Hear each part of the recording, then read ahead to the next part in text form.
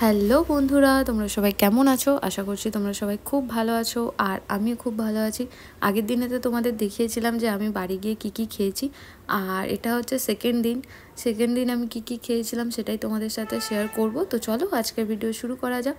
তো সকাল সকাল খেয়ে নিয়েছিলাম একদম ঘন মুগ ডাল, গরম ভাত, সাথে ঘি আর 2-3 রকমের ভাজা, আলু সেদ্ধ। এই সিম্পল খাবারটা কিন্তু অসাধারণ খেতে, যারা খাও তারা জানবে। আমার তো খুবই ভালো লাগে গরম ভাত দিয়ে ঘি খেতে, আর সেটা যদি বাড়ির রান্না হয় তাহলে তো আর কোনো কথাই হবে না।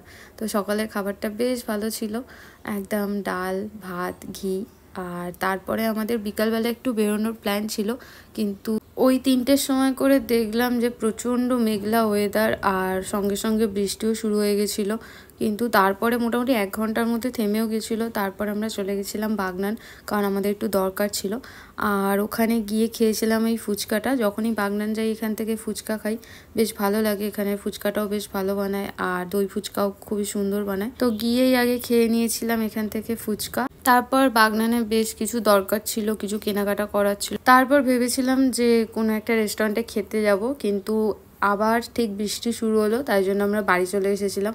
আর এসে বাড়িতেই বানিয়ে নিয়েছিলাম এগ রোল। আমি বানাইনি, আমার বৌদি বানিয়েছিল। তো ওই দিন রাতের খাওয়া দাওয়াতে ছিল এগ রোল, তার সাথে ঘুগনি।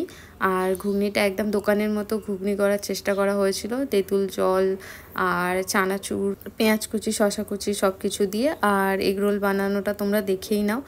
আর তার সাথে ছিল চাউমিনটা কিন্তু বাইরে থেকে কিনে আনা, কারণ ওটা আমার ভাইপোর, ওদের কিছু একটা পিকনিক হয়েছিল, তো ওই চাউমিনটা ওকে দিয়েছিল, ও সেটা বাড়িতে এনেই খেয়েছে।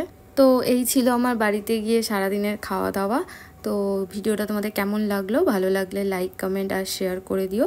সবাই ভালো থেকো, সুস্থ থেকো আর আরও খেতে থাকো। দেখা হচ্ছে তোমাদের সাথে অন্য একটা ভিডিওতে। টাটা।